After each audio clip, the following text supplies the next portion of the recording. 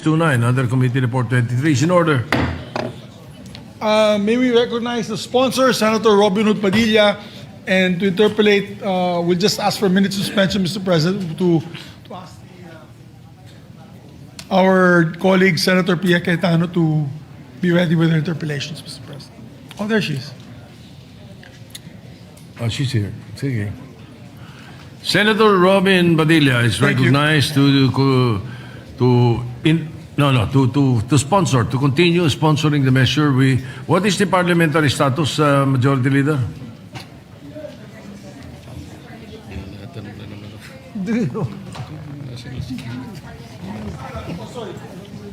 The parliamentary status, Mr. President, is that we're in the period of interpellations, Mr. President.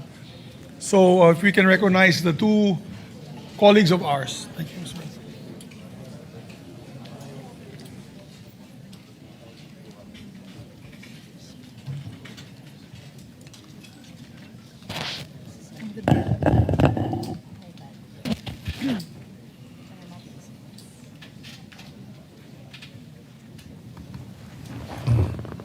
Yes, Senator Pia Cayetano is recognized. Period of interpellation. Thank you, Mr. President. May we ask the sponsor if he is willing to answer some clarificatory questions? Opo, tayo po ay nagagalak at makasagot ng mga katanungan po ng ating senadora mula po sa Taguig. Thank you, Mr. President. We note that it's a fairly straightforward bill. It's 4 pages. Hindi naman po siya komplikado. Ang intindi po natin sa intensyon nitong bill na ito ay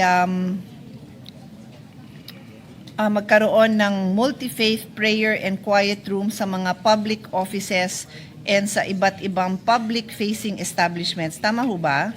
Opo, ito po ay ating isinusulong na magkaroon po ng lugar yung ating mga kababayan kung sila po ay magkaroon ng tahimik na lugar at lugar upang makapagdasal po at kanilang maisagawa ang kanila pong pananampalataya anuman po ang relihiyon.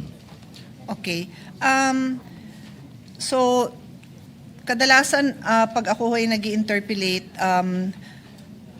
nagpo-focus din ako sa definition of terms because when the bill is implemented, dun ho nagkakatalo sa mga definition of terms para malaman kung sino yung sakop, kung ano yung mga dapat gawin. So I will do that now, Mr. President. Umpisa tayo na ang isang definition of terms, tatlo lang naman ang dinidefine dito, is yung public offices. So basic naman ito, national government agencies, GOCCs, government financial institutions, state universities and colleges, and local government units. Doon ako magtatanong sa local government units. Pag sinabi bang local government units, ano ho ba ang sakop ng local government units? Siyempre po, kasama po dyan ang opisina ng gobernador, opisina po ng mayor, hanggang sa barangay po. Inaasahan po natin na lahat po sila ay makabilang dito po sa ating panukala. Okay, so nabanggit nyo from governor's office to barangay office, ang intention ninyo, ang nais ninyo ay lahat sila susunod dito sa bill na ito kung saan ay magpapatayo sila ng multi-faith prayer and quiet room, no? Tama ho ba? Yung pong option na magtatayo, maganda po yun. Kung hindi naman po kailangan magtayo, pwede naman po silang magbigay ng isang lugar kung saan po yung existing po nila na building, pwede po sila doon maglagay ng isang kwarto, isang lugar. Opo. Yes, kasi ang sabi nyo sa Section 4, all covered public offices shall establish at least one MFQR or designate existing areas within the respective premises as MFQR. So, I suppose what you meant by pwedeng paggamit is yun yung designate, yung nandun na, hindi magpapatayo ng bagong facility. Tama ho? Opo, kung meron na po sana, kung magbibigay po sila, katulad po dito sa atin, noong bago po akong dumating dito, bagamat national po tayo, pero tayo po ay nagpapasalamat dahil sa dumating po ako dito, meron na pong existing na prayer room. At yun po ay isang halimbawa na hindi na po nagpagawa. Saan hindi ho yun? Saan ho yun sa Senate? Diyan po sa baba, Saan baba? sa basement po. Pero napansin ko, nagpe-pray din kayo dun sa smoking room natin. Opo, minsan po kasi hindi na po ako umaabot sa prayer time. So, dyan na kayo. Kung saan kayo abutin? Ang katunayan po, sa isang Muslim po, ang buong mundo, kahit saang lugar, wag lang po sa toilet, yan po ay, ang tingin namin po dyan talaga, ay pwede po magdasal kahit saan. Wag lang po sa loob ng toilet. Opo. Pero Right. napakaganda po na meron pong lugar na dasalan, sapagkat, siyempre po yung katahimikan, ay inaasam din po namin yon na merong katahimikan talaga. Pero kung hindi po maiwasan, kahit saan po, katunayan po, kahit sa gitna, wag lang naman po sa kalsada talaga. Tumatabi po ako, nagpa-parking po ako sa gilid, dadasal din po ako. Kaya lang siyempre, hindi po natin maiwasan na may mga pagkakataon na hindi tahimik yung lugar. Kaya po sana, ang hinihiling namin, magkaroon po ng isang lugar talaga na tahimik. I can only speak from experience as raised as a Catholic and then a practicing Christian. Kahit saan naman din po nagdadasal. Di ko masasagot yung ibang relihiyon, pero dun sa naging karanasan ko, kahit saan naman po. So yung mahiling magdasal ng rosaryo, makikita mo sa kotse, sa gilid-gilid, sa kwarto, kung kahit saan nagdadasal. Ganun din ako as a Christian. So balik ako dito sa question ko on local government kasi familiar po tayo na marami na ho tayong nabisita na barangay offices, in fact even na mga municipal halls na napakasikip, napakaliit. Yung isang maliit na lugar, yun na ho yung opisina ni barangay captain, ni kapitan, yun na rin yung meeting hall nila ng lahat ng kagawad, yun na rin yung receiving ng lahat ng hundreds of requests ng mga constituents nila at lahat na ng ganap kung meron man silang mga iba pang kailangan ibigay na serbisyo, nandun lahat yon sa isang kwarto. So, medyo na problema lang ako na ma-imagine ko na paano kaya nila paano pa sila magdi-designate doon ng ganong lugar. Kasi talagang reality is napakasikip. And then, nataon lang naman na si Senator Alan kanina, nung siya ay nagbigay ng kanyang,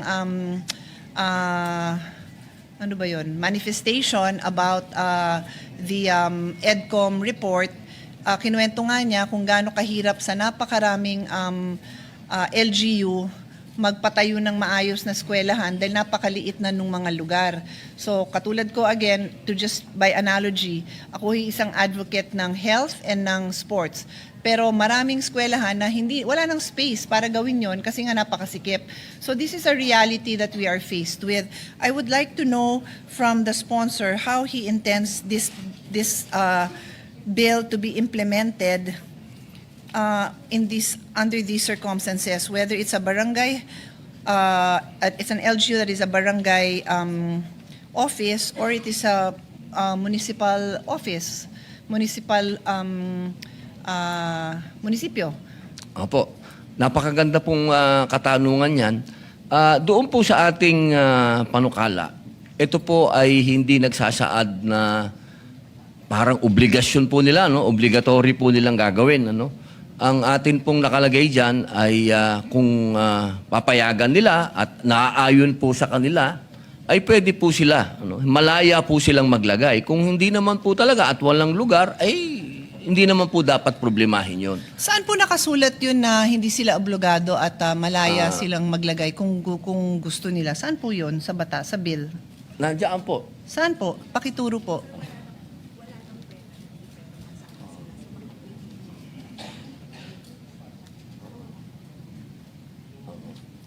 Ang nakalagay po dyan, walang penalty. Opo, ibig sabihin, hindi ka maobligado. Pag walang penalty, pwede mong ilagay, pwede mong hindi. Kasi wala naman po siyang penalty clause. Yun naman po yung ating tinitindigan. Kasi doon po kasi yun, sa usapin ng kung may penalty, maobligado kang ilagay. Kung wala naman penalty, di wag mong ilagay. Mauuwi po yan doon sa usapin na bilang ito ay may kinalaman sa ating pananampalataya, maging Muslim ka, maging Katoliko ka, o anuman ang iyong pananampalataya, nasa iyo na pong desisyon yan kung gusto mo maglagay. Kasi meron nga naman po tayong, di ba po, meron naman po tayong smoking area, meron po tayong breastfeeding area, meron din po naman sigurong puwang para magkaroon din po sa quiet room na lalo po ngayon ng ating mga kababayan, alam niyo po, meron pong isang lumabas na data na ang mga Pilipino may mental health, ano? At ang ating pong morality, ang ating spiritual ay bumababa. Kaya po ito po ay isinusulong natin upang magkaroon po tayo ng quiet time. Meron pong isang lugar na puntahan ng ating mga kababayan kapag sila po'y nalulumo. Pero hindi po ito isang bagay po na ipinagpipilitan po namin o ito po'y kailangan gawin natin. Ito po ay isang bagay na maluwalhati mong gagawin. At kung sa palagay niyo po ay mahirap naman po itong gawin sa barangay, pwede po nating i-amend. Mag-amend po tayo at tanggalin po natin yung barangay. Ito po ay isang bagay na maluwalhati po natin gagawin. Ito po ay dapat kusang loob po natin gagawin. I think His Honor is confusing yung kusang loob ng gagamit ng kwarto, yung magdadasal, at yung kusang loob ng magpapatayo. Magkaiba ho yun. Yung kagustuhan ng isang tao na gumamit ng prayer room, choice niya po talaga yon. Pero yung magpapatayo, depende yun sa papaano natin sinulat ang bill na ito. So sa Section 4, sabi dito, all covered public offices and public-facing establishments nationwide shall establish at least one MFQR, multi-faith prayer and quiet room. So nakalagay po dyan shall. So kahit saan pong I think kahit sinong law student ang tanungin mo, kahit anong interpretation ang gawin mo, and I don't think we have to even interpret it. I think sabi nga ng Senate President, hindi na kailangan i-interpret yung maliwanag ng intindihin. Pag sinabing shall, kailangan pong gawin. So maybe His Honor would want to reconsider the wording if his intention, ako naman po nagtatanong lang para yung objective ng ating sponsor, matulungan din natin masulat, no, para walang confusion. Kung ang intention is for the public offices to have the option to put this up, then we humbly suggest that His Honor may want to reconsider the use of the word shall, because in all my review of any law, shall is mandatory. Mr. President. Alam niyo po, wala naman pong dapat pagtalunan po dyan kung sa palagay po ng ating senadora ay dapat palitan at amendahan. Ay wala pong problema. Tayo po, ang tinitindigan po natin lagi sa usapin nito ay ang freedom of religion. Iyan po ay nasa ating saligang batas. At iyan po ay hinihiling natin sa ating mga kasama na maisagawa namin at maisagawa ng ibang pananampalataya din ang kanilang mga gawain espiritual. At ito naman po ay isang bagay na siguro naman sa bansang Pilipinas ay wala naman po sigurong kokontra sa usapin ng pananampalataya. Yun nga pong maninigarilyo ay binigyan natin ng pagkakataon na magkaroon sila ng lugar. Yung pong ating mga nanay, nabigyan din po sila ng lugar. Yung po siguro magdadasal at hihingi ng patnubay sa Panginoon Diyos. Hihingi ng tulong sa Panginoon Diyos. Ito po ba ay isang bagay na dapat pagtalunan? Ako po'y handang tumanggap ng kahit anong amendment, kahit kanino. Hindi po ako makikipagtalo dahil dito sa usapin nito. Ako naman po, Mr. President, hindi rin nakikipagtalo. Nag-share lang po ako ng aking mga observations as a legislator, as a lawyer, in the hope na ang ating kasamahan, mabigyan niya ng liwanag kung ano yung nakasulat at ano yung iniisip niyang objective. Yung magkasundo yung objective na yon sa nakasulat. Wala ho tayong binabawasan na karapatan ng ating mga kababayan. Tayo po ay nagbibigay lang ng observations para makonsider ng sponsor kung yung intention niya mangyayari yon in the manner that is written in the law. Because at the end of the day, it is not what we say verbally that will be implemented, it is what is written in the bill that we pass. So that is the only reason, Mr. President, that I am pointing out what is written in the bill that His Honor is sponsoring. Alam niyo po, Ginoong Pangulo, lahat po ng aming kakayahan sa aming komite para ito po ay lumusot at maging committee, maisulong sa committee report. Ang una pong pinanggalingan po nito ay galing po sa talino at mungkahi at panukala po ni Senator Mark Villar. Siya po ang nag-sponsor nito, nagbigay po sa akin, siya po ang nag-author nito. At ito po ay nasa 19th Congress pa hanggang dinala ko na po dito sa 20th Congress. Ito Mr. po President, ay... Okay naman po yung history, pero sa akin lang naman po, ipinaparating ko po sa inyo na pag-isipan nyo lang po yung word na shall. Opo, Yun lang po. Hindi na ho natin kailangan i-argue because I agree with you 100% that people should have the right to pray. If we can support the right to prayer by giving them a quiet room, I support it, Mr. Opo. President. Opo. I am simply asking that His Honor take a look at the way it is worded to make sure that the objective that he hopes to achieve will be achieved properly, because there's a big difference between thinking that it is mandatory and then thinking that is voluntary and then having a bill that does not reflect one or the other. Yun lang po. I'm Opo. happy to move on, Mr. President. Tama po. Pinapaliwanag ko lang po kung paano po yung progress ng bill na ito. Opo. Na lahat po ng klase na ang suggestion ng ibang tao ay tinatanggap po natin sapagkat naniniwala po tayo na kapag tayo pinagtulong-tulungan natin, ang makikinabang po dito ay ang ating mga kababayan. Pinapaliwanag ko lang po, binibigyan ko lang po kayo ng backstory kung paano po ito na-develop. Yun lamang po, wala naman po tayong gustong sabihin, kundi tatanggapin ko po lahat ng gusto po ninyong amendment.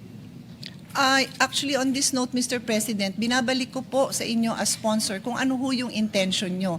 Wala ako at this point, wala ho akong personal na amendment na iminumungkahi. Pinapaliwanag ko lang, yung choice of words seems to be different from the intention of His Honor. Kaya hindi ho sa akin manggagaling yung amendment unless His Honor would seek my assistance. I'm just simply pointing out na yung sinabi niyong hindi mandatory, it is not reflected in the bill that uses the word shall. I'm ready to move on, Mr. President. I just wanted to point that out. Opo, sa palagay po ba ninyo, ano po ang dapat po nating mailagay dyan para po sa kabutihan ng lahat? Napalitan po natin yung shall. Sa inyo pong palagay. Depende po Bilang yun po. kayo po ay matagal na po dito sa Senado, ano po ang pinakamaganda pong ilagay natin dyan sa shall? If you don't mind, I have a proposal. Of course, Mr. President. Instead of the word shall on line 19, page 2, replace it with will. And then after premises, include the phrase wherever possible or as far as practical. Or, Mr. President, just to Di ba? even make it simpler, just put the word may.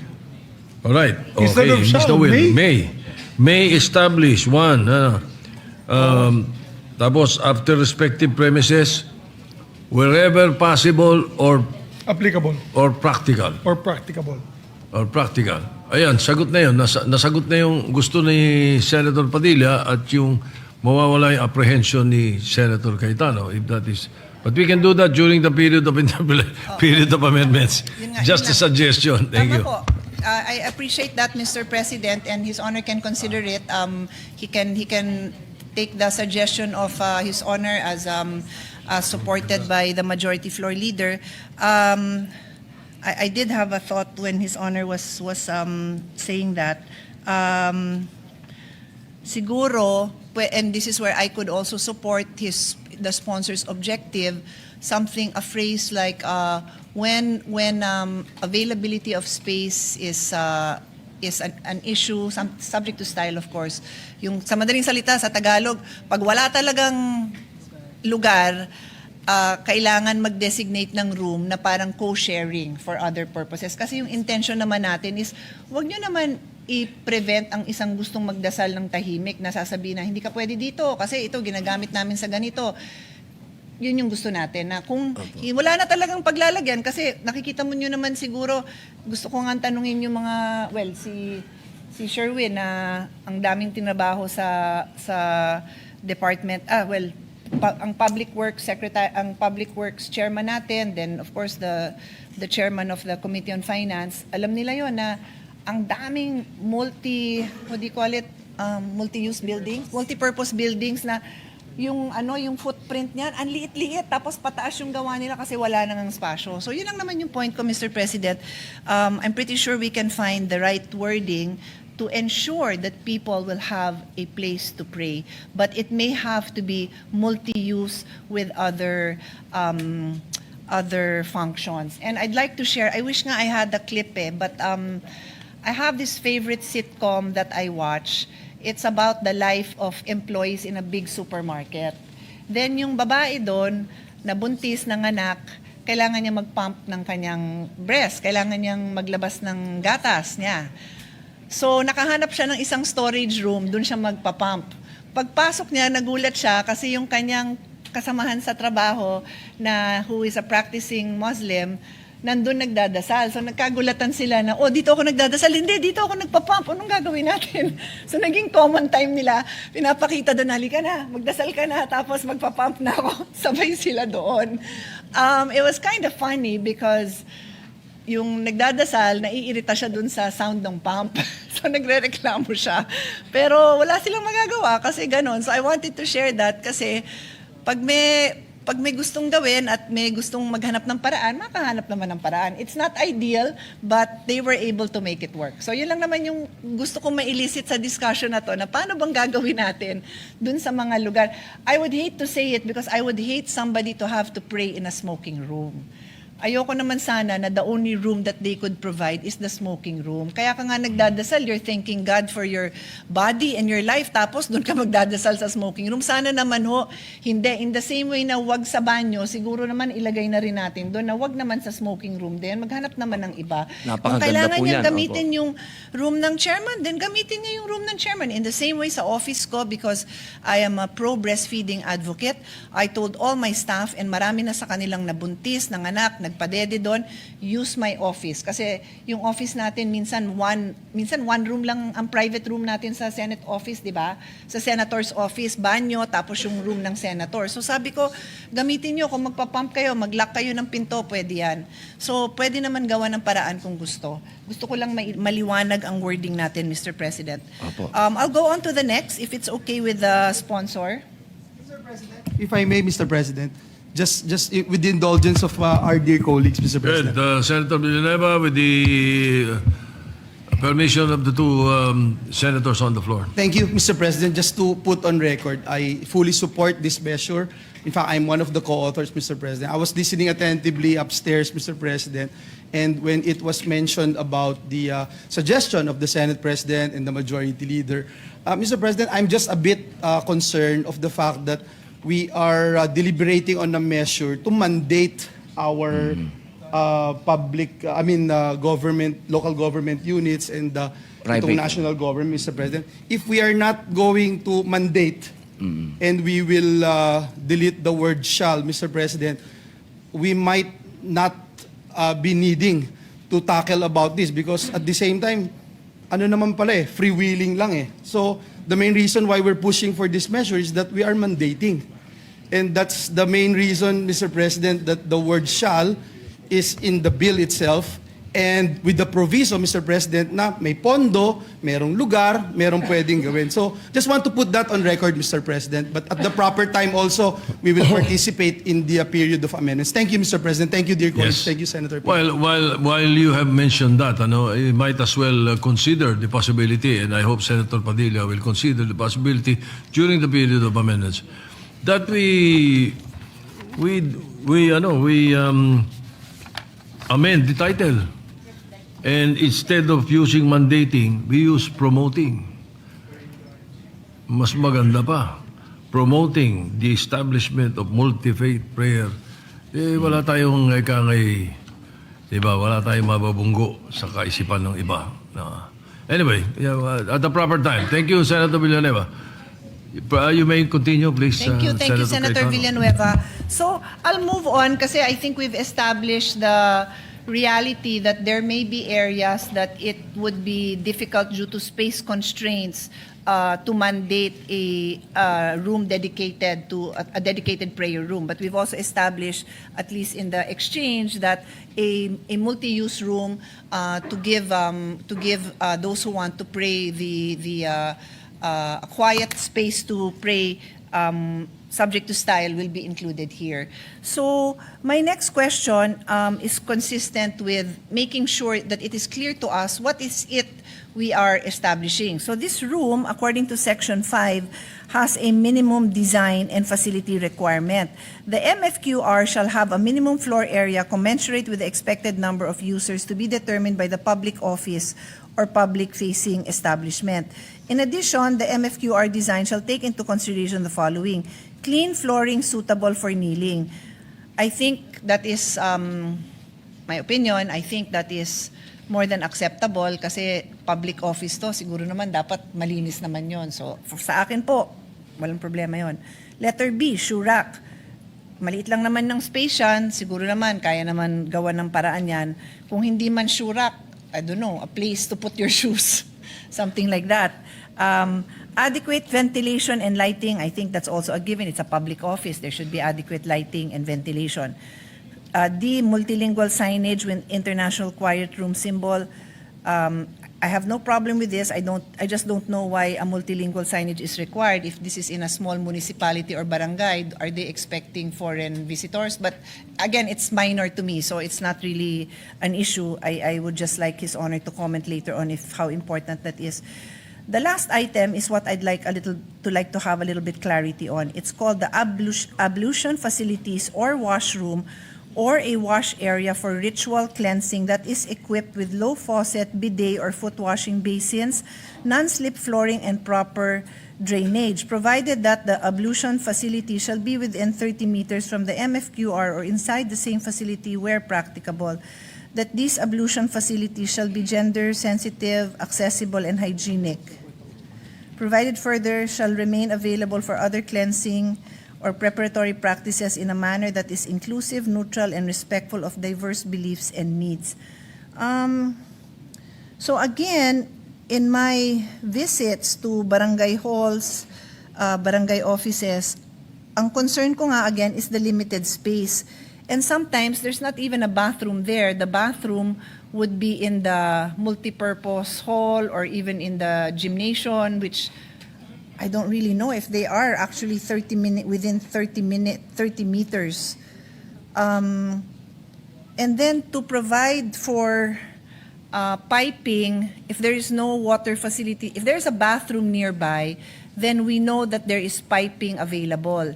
If there is none, then they would have to connect with the nearest piping system in the area. And so I do know that this would be an additional cost, not to mention the issue of whether there is space for the wash area, the ablution facility. So is His Honor amenable to this being also subject to it being a requirement as far as practicable also? O may iba ba, like possible ba na magdala ng basin ang nangangailangan ng tubig? Kasi it is not my religion, so I am not familiar. I would love to be able to support all religions, pero yun nga, yung hanggang sa kakayanan naman nung public office naman po sana. Opo, napakaganda po ng inyong iminungkahi. Ang katunayan po, yung patungkol po dyan, inuulit ko po, depende po yan sa space nung lugar at yung usapin po, kasi doon po sa ating panukala, kapabilang po dyan yung mga lugar na katulad po ng mga malls, kung mababasa niyo po dyan, yung mga public places po, ano, Doon po naman natin ilalagay yon dahil meron naman po sila doon designated ng mga toilet. Opo. Na po, pwede po sana, makikiusap po tayo sa kanila, diyan po sa pamamagitan ng panukala na yan, na maglagay po sila noong laboratory po. Ano? Kasi minsan, pagka kami po, experience ko po yan, minsan meron ngang prayer room, meron silang designated, katulad po sa Green Hills, ano, meron po dyan na prayer room. Pero yung kanila pong toilet, wala namang masasabi po nating ugasan ng paa. Kaya po ang nangyayari, tinataas po namin yung paa namin doon sa laboratory na hindi naman po kaaya-aya doon naman sa ibang gumagamit ng toilet. Kaya po naisip namin na baka po pwede pong kasi yan na rin po yung practice sa ibang ASEAN, ano, sa ibang bansa, na meron na po doon isang lugar na pwede po yung laboratory ay sakto na po sa paa para hindi na po itinataas doon sa laboratory na pangkamay.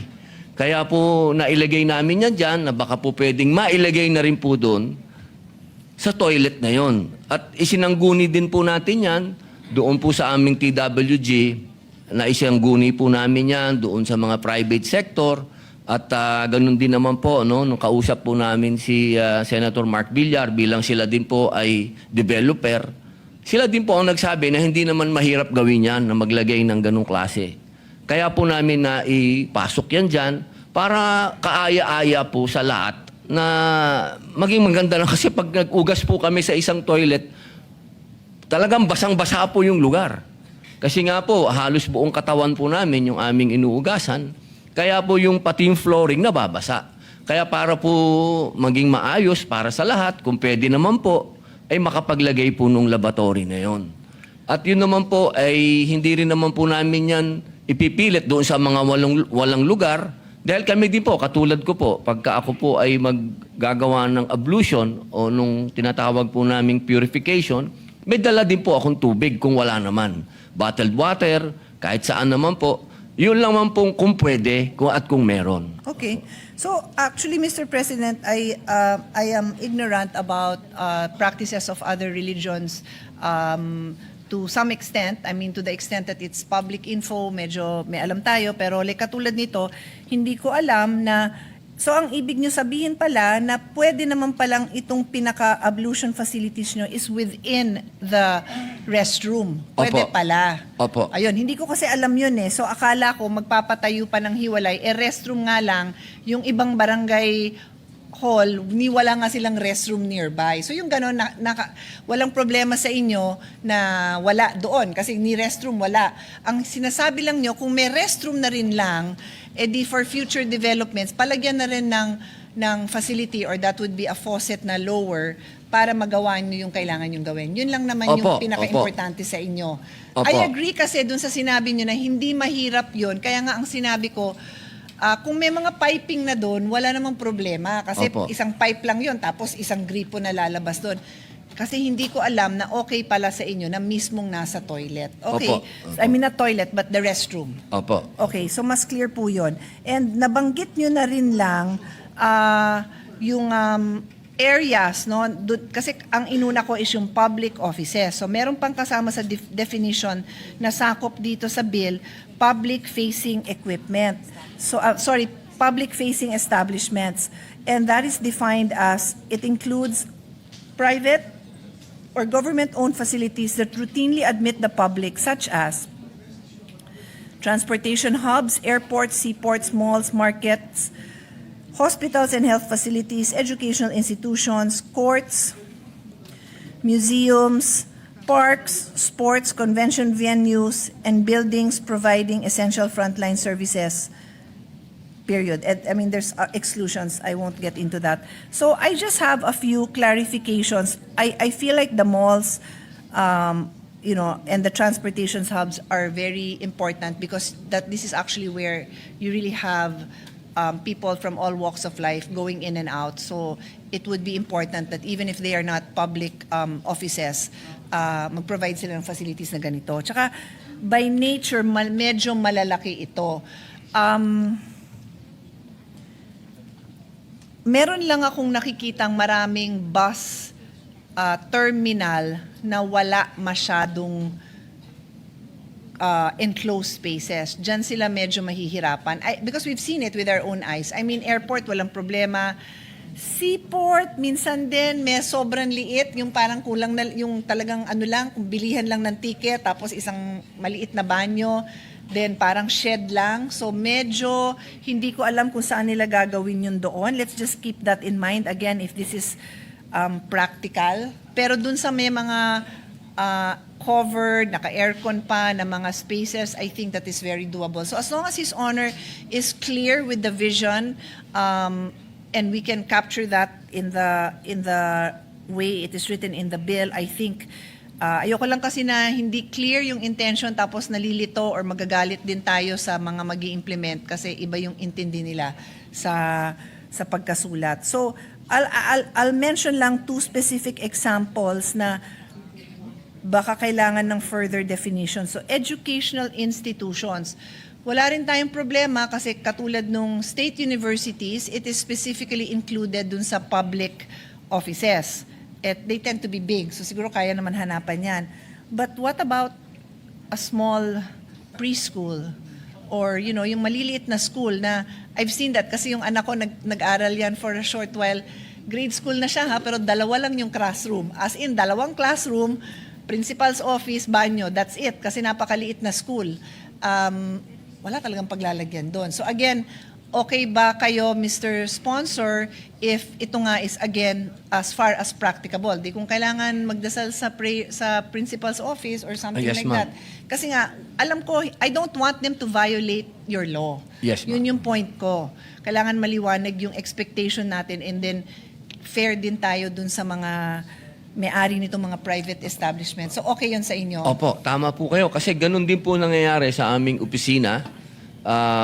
Kapag ka hindi po umaabot sa praying time, yung aming mga kapatid na Muslim nyo po doon din po sila. Meron po kaming designated na maliit lang na lugar doon din po sila nagdadasal. Opo. Tapos ang isa pang word na napansin ko is sports. Nakalagay lang sports. So siguro ang ibig nyo sabihin dito would be a sports complex. Kasi merong mga sports facility na napakaliit din, not for the same restrictions on space. Pero kung sports complex, katulad ng Rizal Memorial, siguro naman kaya nilang maghanap. So kung clear po tayo doon and let the record show that His Honor is nodding his head, Opo. then I think we won't have a problem. We can just put the same catch-all provisions yung as far as practicable, something like that. Opo. Okay, thank you, Mr. Don't President. you want to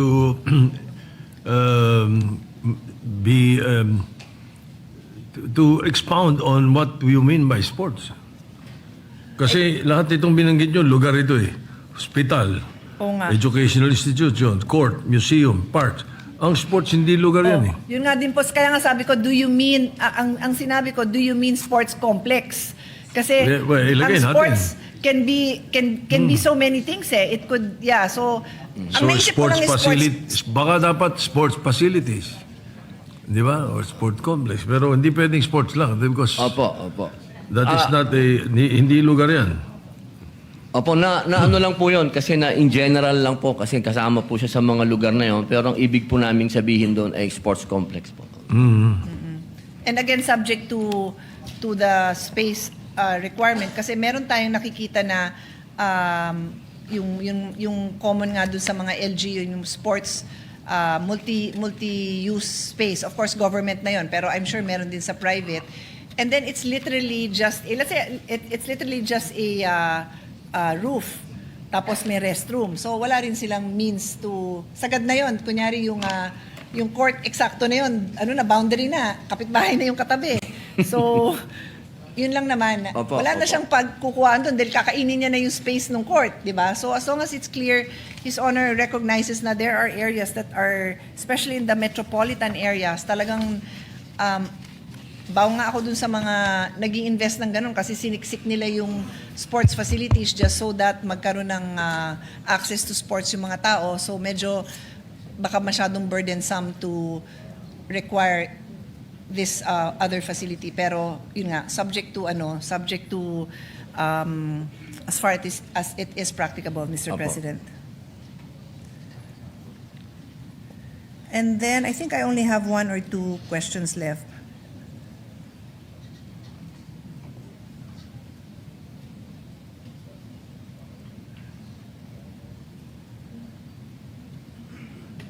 Paano kaya to Section 6 nyo? Kasi it is meant to be a multi-faith prayer and quiet room.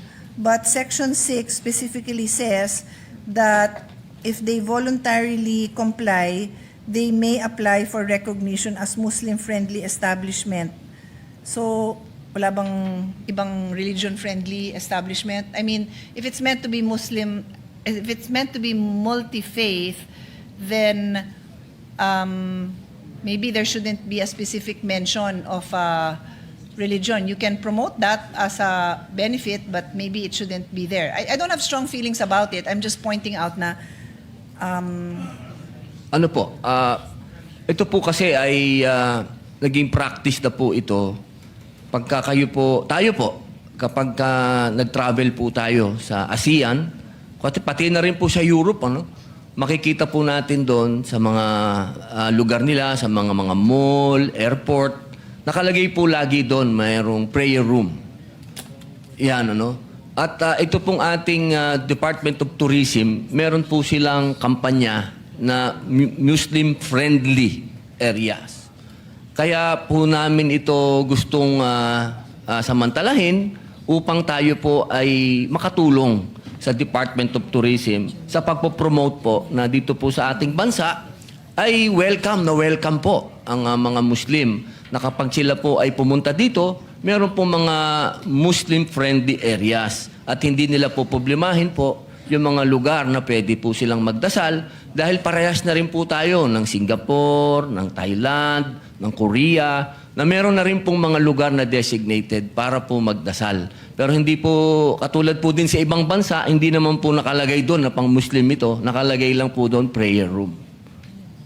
So, ang sa akin lang kasi, what if, because we do our job well and promote it as a multi-faith quiet room, prayer and quiet room, bakit yung acronym nyo wala palang P? Ayaw nyo idagdag pala sa letter A, multi-faith prayer and quiet room. Ayaw nyo lagyan ng P kasi yung acronym nyo is MFQR. Anyway, it's up to his honor. I'm just pointing it out if you want Opo. to add the letter Opo. P. So Yes, anyway, ma'am. I was saying, if we promote this as a multi-faith prayer and quiet room, tapos may mga grupong they want to use that room, let's say malaki-laki yung na-designate ng mall, tapos mag-aano sila doon, magba-Bible study sila doon, magkakantahan, maraming Christian groups pag nag-Bible study may kasamang gitara, may kasamang kantahan. I guess welcome silang gawin yun kasi it's a prayer and quiet room. Yes, ma'am. Siguro naman medyo I think it's acceptable for them to do that, but I don't know if it's consistent with the title of the bill na ipopromote siya ngayon as Muslim-friendly establishment because it's a all-religion-friendly establishment. I would like to ask the experts kasi sa akin lang, kailangan consistent tayo sa title ng bill, kailangan germane yung laman ng ating body dun sa title. Kung multi-faith yung pinopromote natin, then I think multi-faith din yata ang mga pangalan or recognition nito. At tingin ko lang I'm just thinking kasi ayoko lang na makriticize na hindi germane itong mga provisions na to dun sa title, Mr. President. Ano lang naman po kasi yun, ma'am. Parang gusto lang po natin makatulong talaga sa Department of Tourism sa kanilang promotion po ng ating Muslim-friendly areas. At yun naman po, naniniwala tayo kapag nasunod po yung panukala na nakalagay po dyan kung ano yung itsura sana noong lugar, ito po ay kaaya-aya sa mga Muslim at ganun din po sa ibang religion. Kasi ganyan din po sa Brisbane, sa Australia, may ganyan din po doon prayer room. Pero doon po sa kanilang prayer room, may piano. Ibig pong sabihin, pwede pong gamitin din ng mga Christian, born again. Opo, nagkakaroon naman po ng respetuhan. Wala naman pong nangyayaring kahit anong conflict. Pero ganun din po. Nakalagay din po doon na Muslim-friendly din siya. Opo, so ano po sa akin, kung gusto niyo po yan na amendahan, palitan natin ng all religion-friendly, pwede po yan. Opo, lahat po yan. Kami po ay, ang intention po ng panukala ay makatulong sa ating Department of Tourism. Kung ano po sa palagay ninyo ang makakaganda, ay yan po yayakapin po namin.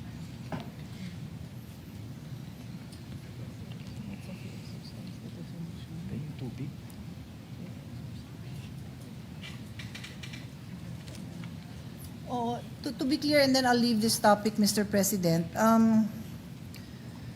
Section 5 of Article 3, Section 5 of the Constitution says, no law shall be made respecting an establishment of religion or prohibiting the free exercise thereof. The free exercise and enjoyment of religious profession and worship without discrimination or preference shall forever be allowed. And that is the principle that we are following. So I just am thinking about it. I don't know. I think we should consult some more lawyers or experts in the bills and drafting. Na when you say that it is Muslim friendly, do you in effect does that actually create a bias in favor of the practicing Muslims? Like, as a Christian, would you think of using that facility that it is clearly stated as Muslim-friendly? No, it might. So, yun lang naman yung sa akin, na we're clear na especially kung gagamit ka ng public funds because there is an appropriation clause, you are not specific. I know the bill does not say that is for the exclusive use of one religion. We are not saying that, but by putting those wording, would that create that impression?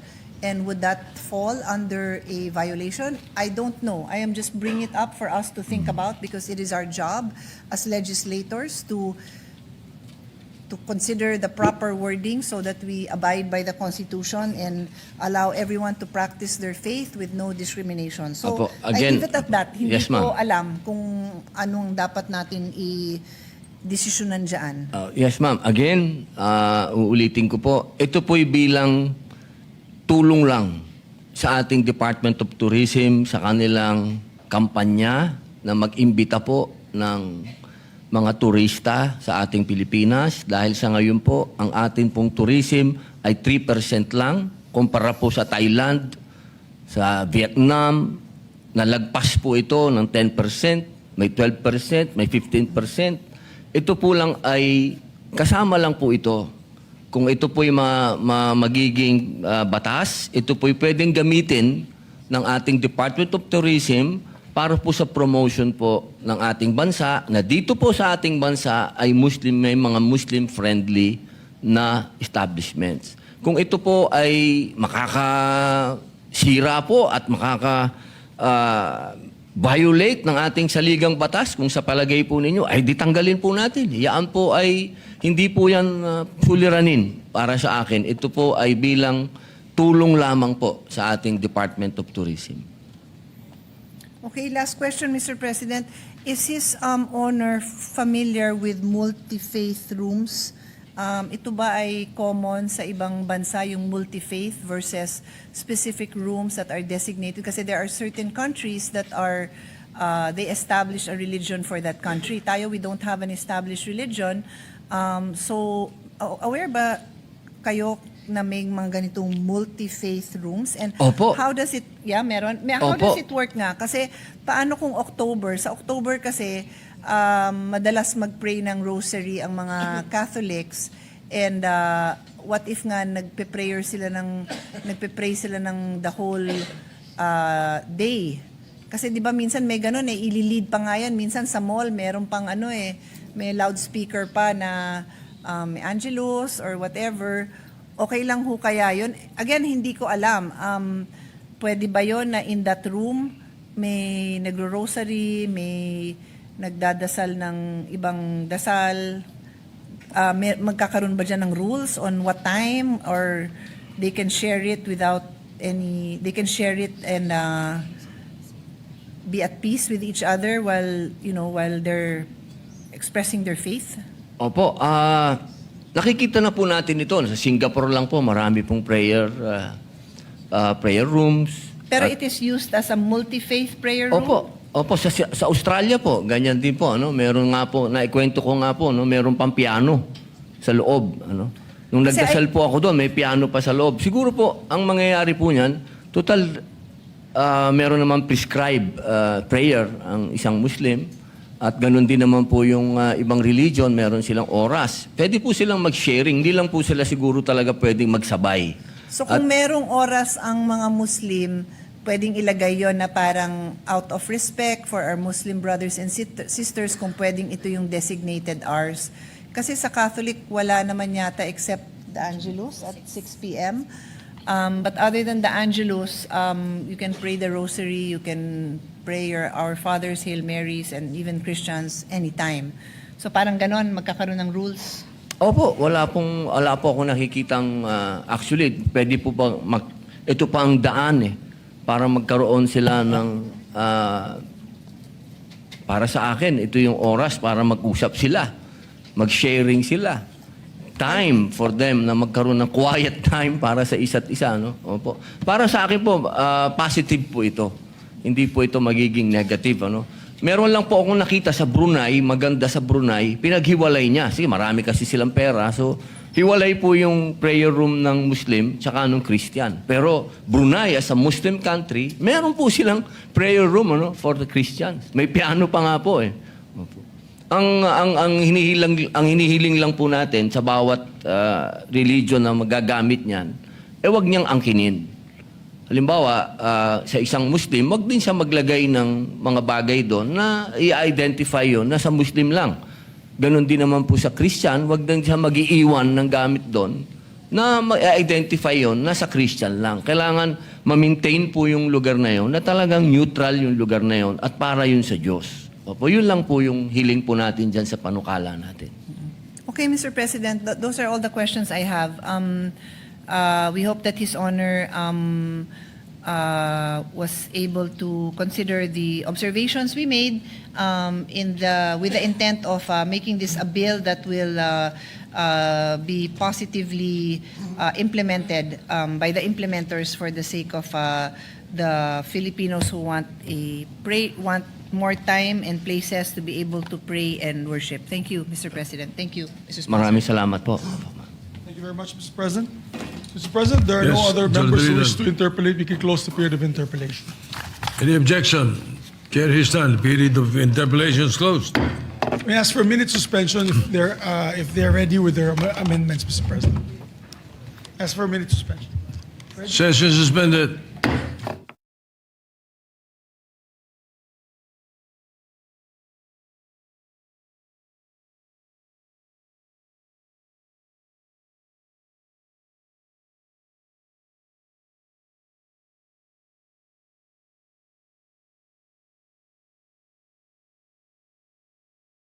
President, to give